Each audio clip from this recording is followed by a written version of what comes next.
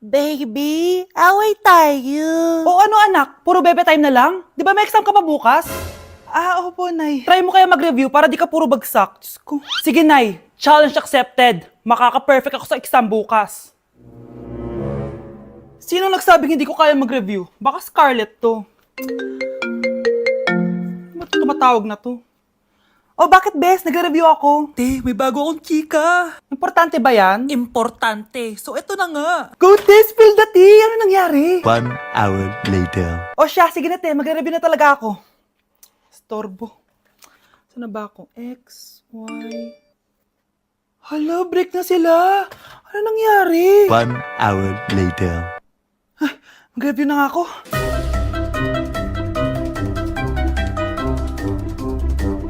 Good morning, anak! Anak, bakit ganyan tsura mo?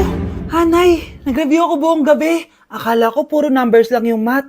Bakit may X and Y? Go na, anak! Islay mo na yung exam mo. Good morning, class. Ready na ba kayo mag-exam? Sure nang makaka-perfect ako kasi nag-review ako. First question. Kung 5 ang kinain na pizza ni Maria at 2 ang sapatos ni Cardo, gaano kalayong Earth sa black hole?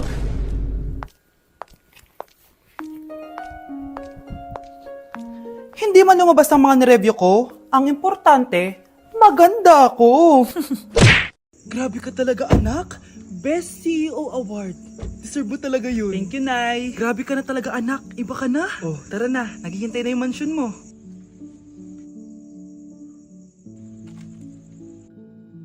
Hoy, ikaw. Wala ka mararating sa buhay. Alam mo kung bakit? Kasi mahirap lang pamilya mo. Ang malas mo naman, pinanganak ka mahirap. Akala mo ba makakaahon kayo sa kahirapan sa pag-aaral mo? Sa panaginip mo. Kaya kung ako sa'yo, mag-drop ka na. Kasi wala ka naman mararating.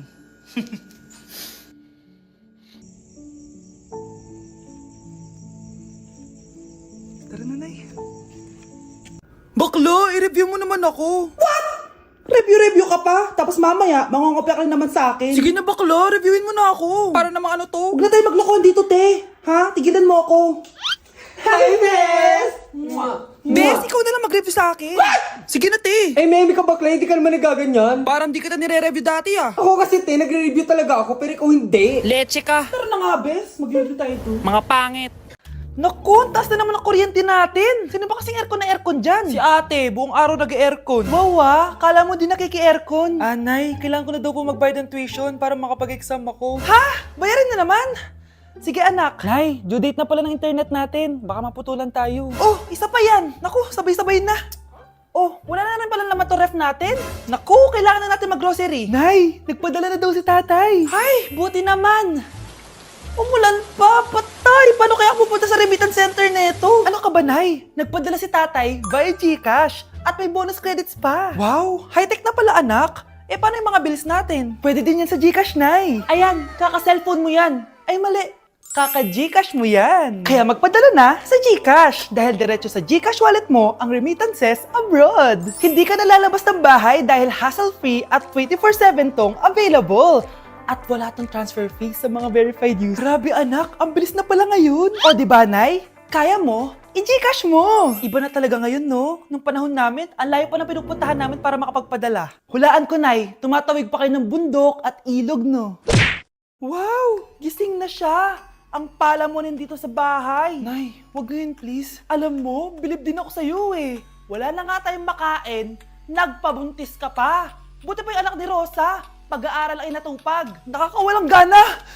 Yan, umalis ka. Diyan ka magaling. Kasalanan mo to. Sinira mo yung future ko. Ate, please, tigilan mo yan. Walang kasalanan yung bata. Hindi! Dahil dito, galit sa akin si nanay. Kaya dapat mawala na to. Ate, wag. Ate. Anak, kain ka na. Nay. Sorry anak ha sa mga sinabi ko. Hayaan mo, babawi ako sa'yo, ha? Thank you, Nay. Nay, sumasakit yan ko. Nay. Oo, yung pinag-usapan natin, ha? Hihintayin ko ng mga anak tong babaeng to. Pag nabigay ko na yung bata, ibigay mo na agad yung pera sa akin, ha? Palak ibenta ni nanay yung anak ko. O anak, okay ka lang? Walang iya ka, Nay! Ang sama mo!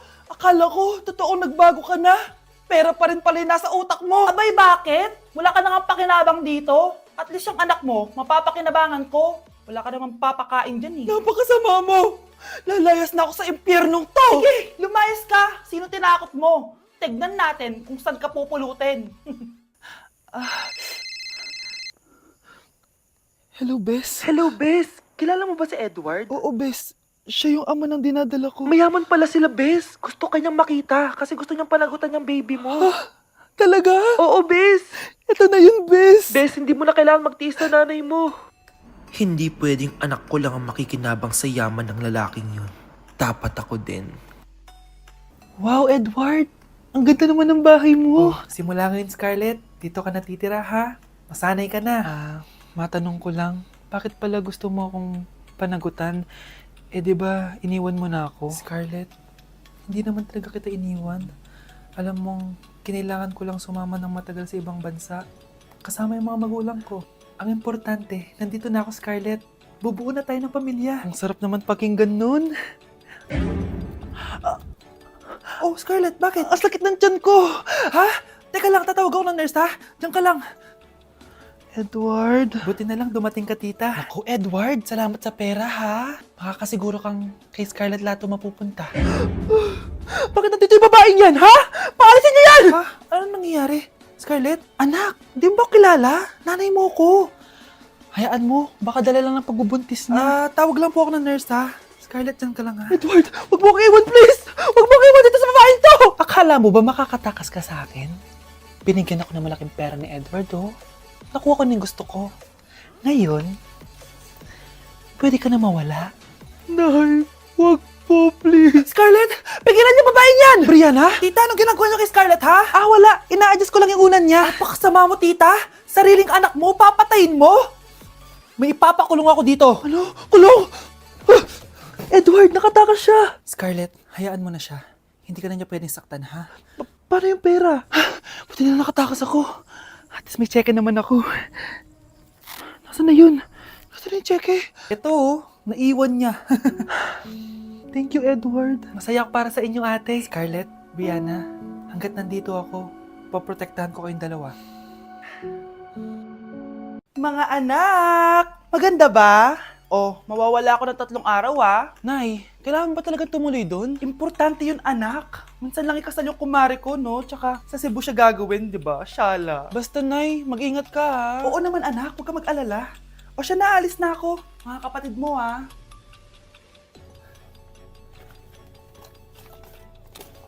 Saan yung wallet ko?